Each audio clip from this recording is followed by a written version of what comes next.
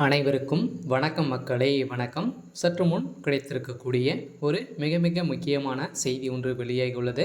சற்று முன் அமைச்சர் துரைமுருகன் 450 கோடி பணத்தோடு சிங்கப்பூரில் கைது. அதிர்ச்சியில் ஸ்டாலின், இது மாதிரி செய்திகள் வெளியாகிருக்கு. இதை பற்றி தான் இந்த வீடியோவில் நாம் முழுமையாக பார்க்க போகிறோம். அதுக்கு முன்னாடி நம்ம சேனலுக்கு இப்போ தான் நீங்கள் முதல் முறையாக வந்திருக்கீங்க அப்படின்னா மறக்காமல் நம்மளுடைய சேனலை சப்ஸ்கிரைப் பண்ணிக்கோங்க. வாங்க வீடியோக்குள்ளே போகலாம். பார்த்தீங்கன்னா திமுகவுடைய முக்கிய மூத்த அமைச்சராக இருக்கக்கூடியவர் தான் துரைமுருகன் அவர்கள். துரைமுருகன் அவர்களுக்கு பார்த்தீங்கன்னா இப்போ ரொம்ப வயதாக ஆயிடுச்சு இல்லையா. இந்த நிலையில் பார்த்தீங்கன்னா அமைச்சர் துரைமுருகன் அவர்களுக்கு உடல்நிலை ரொம்ப மோசமான நிலை இருக்குது. இதன் அடிப்படையில் தான் பார்த்தீங்கன்னா சிங்கப்பூரில் ஒரு 450 கோடியோட பணத்தோடு பார்த்தீங்கன்னா வசமாக சிக்கியிருக்காரு. இவர் பார்த்தீங்கன்னா இதுக்கு அவருடைய உடல்நிலை ரொம்ப மோசமான நிலை இருக்குது. இது மருத்துவ செலவுக்காக பார்த்தீங்கன்னா அவர் எடுத்து சென்றதாக கூறப்பட்ட வழக்கில் பார்த்தீங்கன்னா அதிரடியாக இது போலியான ஊழல் செய்த பணம் தான் அப்படின்ற மாதிரி பார்த்தீங்கன்னா அமலாக்கத்துறையால் சிங்கப்பூரில் இருக்கக்கூடிய போலீஸால் அதிரடியாக கைது செய்யப்பட்ட சம்பவம். அதிரடியாக தமிழக போலீஸார்கள் பார்த்தீங்கன்னா அதிரடியாக சிங்கப்பூரில் களமிறங்கி துரைமுருகன் அவர்கள் கைது செய்யப்பட்ட சம்பவம் தமிழகத்தில் பெரும் அதிர்ச்சியை சொல்லிச்சிருக்கு. இருந்தாலும் துரைமுருகன் அவர்கள் பார்த்திங்கன்னா ஏற்கனவே 60,000 கோடி ஊழல் மணல் கொள்ளையில் அளிக்கப்பட்ட சம்பவம் பெரும் பரவலாக பார்த்திங்கன்னா பேசப்பட்டு வருகின்ற நிலையில் மீண்டும் பார்த்திங்கன்னா இந்த அமைச்சர் பதவியிலிருந்து பார்த்திங்கன்னா துரைமுருகன் அவர்களுக்கு ஒரு ட்விஸ்டாக இருந்தது இல்லையா.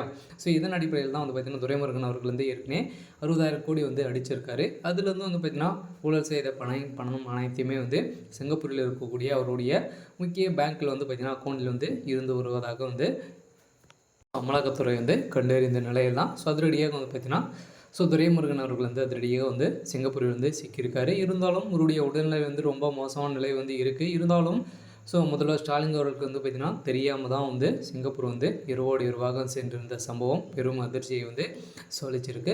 இருந்தாலும் திமுக தலைமையகத்துக்கு பார்த்திங்கன்னா திமுக ஆட்சிக்கு வந்ததிலிருந்தே பெரும் பிரச்சனைகள் போயிட்டு இருக்கு இல்லையா. முதல்வர் ஸ்டாலின் அவர்களுக்கு பார்த்திங்கன்னா பெரும் தலைவலியாக டெய்லியுமே பார்த்திங்கன்னா ஏதாவது ஒரு அமைச்சர்கள் அனைவருமே ஊழல் வழக்கில் சிக்கி பெரும் அதிர்ச்சி அழிச்சு வருகின்ற நிலையில் இப்போ பார்த்திங்கன்னா செந்தில் பாலாஜி அவர்களும் புலனசிலிருந்து வருந்தும் மீனவருக்கு ஒரு பெரிய சிக்கலாக மாறி இருக்கு.